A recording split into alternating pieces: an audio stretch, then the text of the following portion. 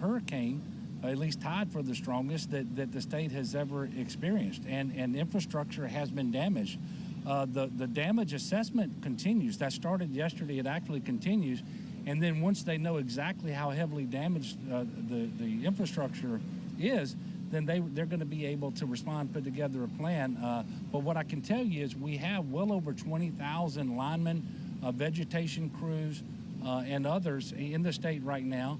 I did a 2-hour phone call with Entergy last evening to make sure that they knew that this is a very high order of priority. And look, we all want air conditioning because that's how we run our lights and our air conditioners. I'm worried about it because that's how we run our hospitals too, and our hospitals are full, and we have so many other things that are just critically important. And we know that even if you have a generator, typically after so many days they start to fail, right? And so we're doing everything we can to work with them to get them to restore electricity as soon as possible, but to prioritize the things that really are the priorities for repowering. And we're bringing in redundant generator capacity and technicians in the meantime. But nobody is satisfied. And quite frankly, I will be surprised, not pleasantly surprised, but unpleasantly surprised if it actually is 30 days before we start to see power being restored.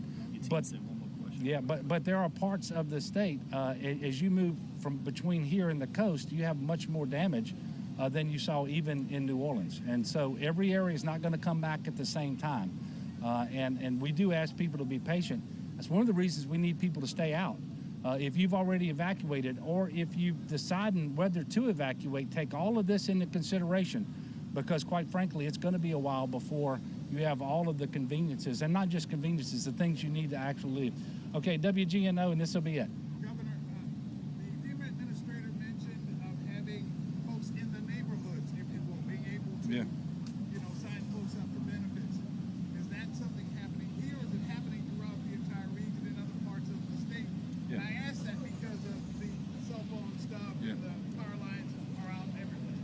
Yeah, it's a great question. We are going to start bringing those teams in. They're coming in today. They'll be starting to go out into neighborhoods around Louisiana. We'll work.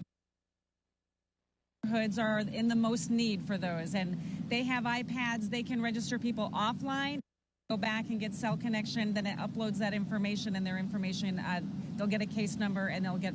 Your name? My name is Deanne Criswell, and I'm the FEMA administrator. Okay, thank you all very much. God bless. Thank you. Appreciate you. Thank you, man. Yes, it is. All right, thank you. Thanks. I'm so sorry. I'm so sorry. Come this way. Come this way.